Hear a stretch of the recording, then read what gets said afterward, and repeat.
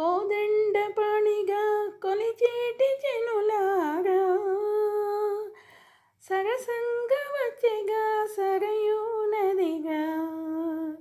కోదండ పణిగా కొలిచేటి జనులారా, సరసంగ వచ్చెగా సరయూ నదిగా. కళ్యాణ రాముని కనులారా చూడగా, చక్కని వాడుగా జానకమ్మ.